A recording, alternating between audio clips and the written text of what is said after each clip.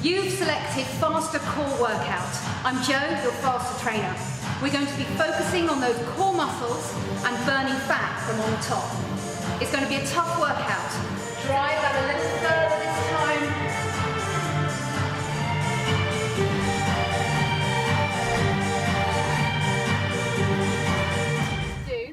Welcome back, those of you that made it back to second day. Particularly Jo, who really went above and beyond yesterday. Fatigue management was pushing your absolute limits. So we've got Jo here today who didn't do yesterday. So we're going to recap, and I think that's quite good for everybody anyway, just to go over. Hopefully you went home last night and thought, yeah, I did get some of that, and that's all starting to make sense. And talk about neural notching, we're looking at about that ability of creating range and getting in and out of it. So when we look at a neural notch, if we imagine a point in a muscle, it's the point that we can go and produce power or range or strength and get out. The thing that is crucial that you get is the fact that it's not chosen because of muscle length. It's not chosen because of being stroked or tickled or being scraped. It's chosen through your central nervous system, and that's what governs the choice of the neural notch that you will choose to go in and out of. About a joint, and you imagine a belt, and a belt has different notches on it. This is a belt that goes around from your brain that corresponds to that joint. So on your brain belt, if you like, because it's made up and it's a central nervous system that's governing where you go to, that brain belt has different notches. And what we want to do is to be able to produce a different neural notch along that belt, so that we can perform tasks without injury. Okay, we cannot predict an injury. The only way that we can predict an injury is by knowing that there has already been an injury. That is the only reason we can predict it. But what we can do is we can create and work through skill development to be able to go to a point and have that experience that the body is comfortable with, so that the central nervous system knows where to go.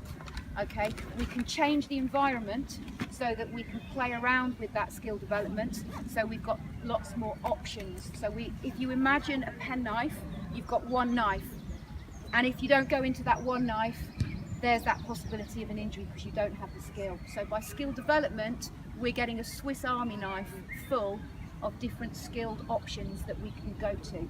Does that make sense? Yep. So our neural notch is the point that it goes to on that power or range. Neural notching is creating more notches within that belt. So if you have a weightlifter, those neural notches are going to be closer, they're going to be short range, so the muscles are going to be feeling good in that short range. If you're a ballerina, those neural notches are going to be further away, okay? And what we did yesterday is we took 3 of the 5 skills that we talk about in Faster. You can learn more about the other skills on Assess, Coach, Train and Stop, Turn, Accelerate. Just putting it out there, just if you ever wanted to. Yeah. But what we focused on yesterday is breaking down vertical displacement and our rapid change of direction, and we briefly looked at locomotion. With the vertical displacement, all I'm really talking about here is a squat. Okay, so it's nothing complicated, but there are things that need to happen in that squat. Can anybody tell me what those things are that we need to happen in a squat? Yeah, that's the most important thing, and back. Yep, anything else? Can you repeat what you said? So the pelvis has to go Oh yes, up and down. So the Get in and out of it. Yeah, so the pelvis has to be able to go up and down and back. Anything else? No knee wobble. No knee wobble. Yep. So we're looking for range and control.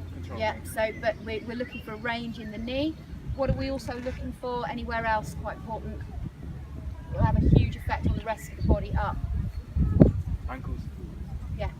So we're looking at the feet in 3 planes, and that's important because that can be our reason when we look at hands-on. That's something that we can help with to create that range, and that will have a big impact on the rest of the journey up.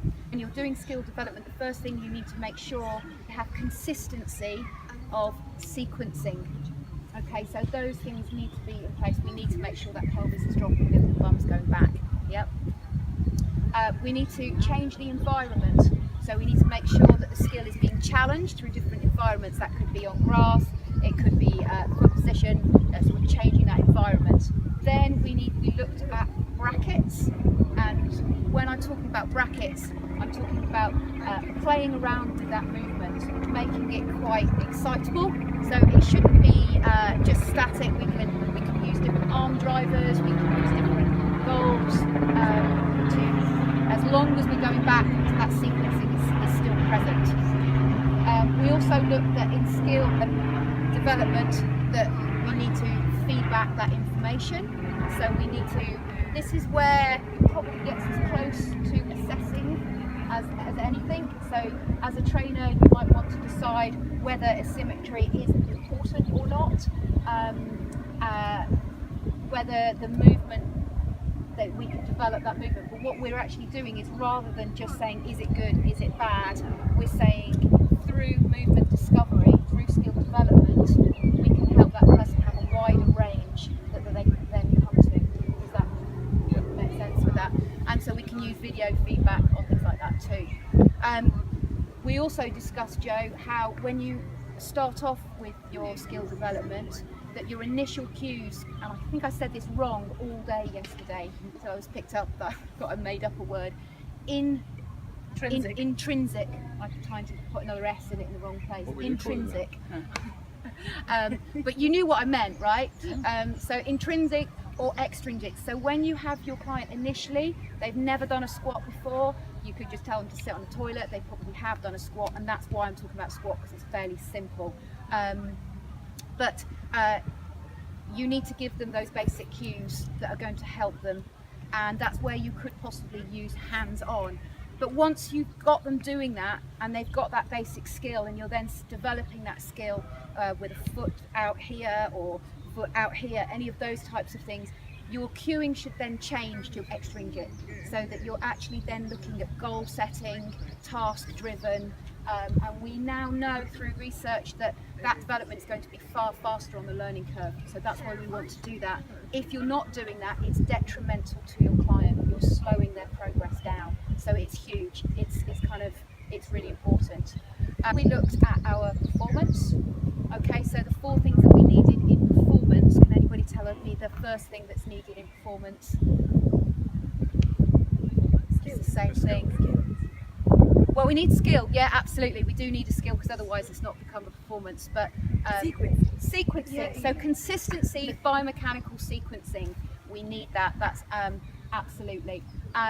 We then need to be able to change the environment, and the brackets on here, do they need to be wide or do they need to be close? Close, yeah, because they've got to look like the function. And that's something that I want to just stress, is that because I said performance, it doesn't mean that I'm talking about someone who's necessarily an athlete. They could choose to perform going to the toilet. That could be what their performance is. So everybody has a client that needs performance. It's not just for the elite, okay? It's just what we are already skilled at, that becomes our performance. We need to overload that, we need to challenge it. So how can we overload?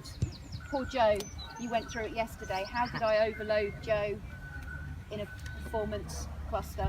In a circuit of legs and squat-based exercises, single-legged squats, swinging the Morocco around, jumping forward and backwards. Yep. So we loaded it, and that's really important. The other thing is that's crucial is that when you are loading it, that you don't change the biomechanics. We then need to coach. And what did I use with Joe for coaching? Points. So 10 out of 10. 10 out of 10. And that is, again, if you learn nothing else and you go away and you start using the 10 on performance, That's critical, because what I did was I got Joe to think about how it felt to him, what his good was, and your good became better as you became more critical of yourself. And then as we went through overloading him, we still drove for his top level each time. So even when he was fatigued, we drove for your perfect 10, okay? And then what I used was fatigue management. And we discussed the difference between the AV Hill model, which is we were told that you start off with a bucket full of energy and then it depletes to the end. And we spent a lot of time with that, but we now know that that's not true. And if you think about Olympic medals, how can that be true? Because they're won at the end, not in the middle. So what we did yesterday was horrible, and we made them go through fatigue management, and we went through the curves where before you walk in, you've got that homeostasis pathway where your body wants to keep enough energy, so it will actually store 50% and hold that back for you. And then we start off and we go on a high, we use our energy, then we'll have a dip, and then we'll come back up and we'll have a dip, and we'll have our dip. And it is our job at coaches, particularly in performance, to get us working through that fatigue pattern and trying to always drive for that 10, okay? And I think you all did that really well. The maraca, which is insult to the maraca, CMT. the CMT, is awesome at that, because with your clients, they know when they're not hitting it because it doesn't make a sound, and so they're driven to make that sound and create that fatigue management. So we looked at the skill development on those, and we looked at performance. What I'd like you to do now is we're going to go through locomotion, and then we're going to go through hands-on as well. So we're going to go look at how we can and when we're going to use hands-on. So I've said before, we use it at the beginning in skill, but also we use it in performance when our client's getting fatigued, their biomechanics is slightly being compromised, but we know we've got it in them, and we can then just help them get a couple more ranges out. Once that's gone, once it's done, it's time out, it's game over. And Joe, we will chat and bring you up to speed on anything that doesn't make sense, but that's the sort of start of it, really, okay?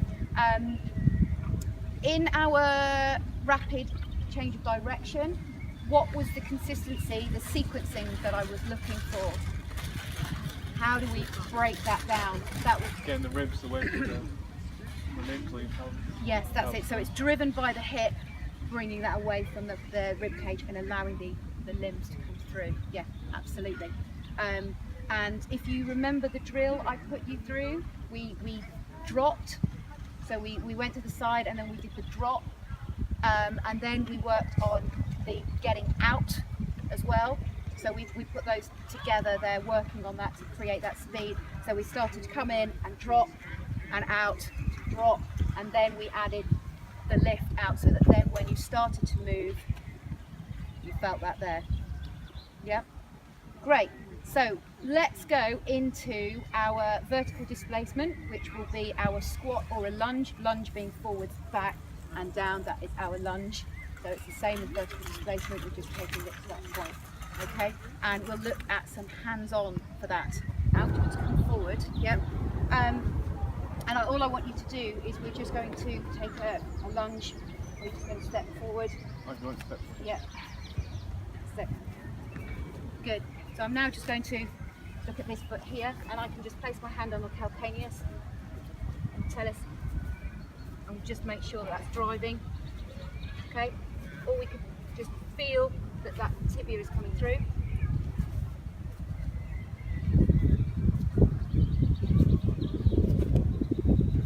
You see what happened just there? Why would you want to do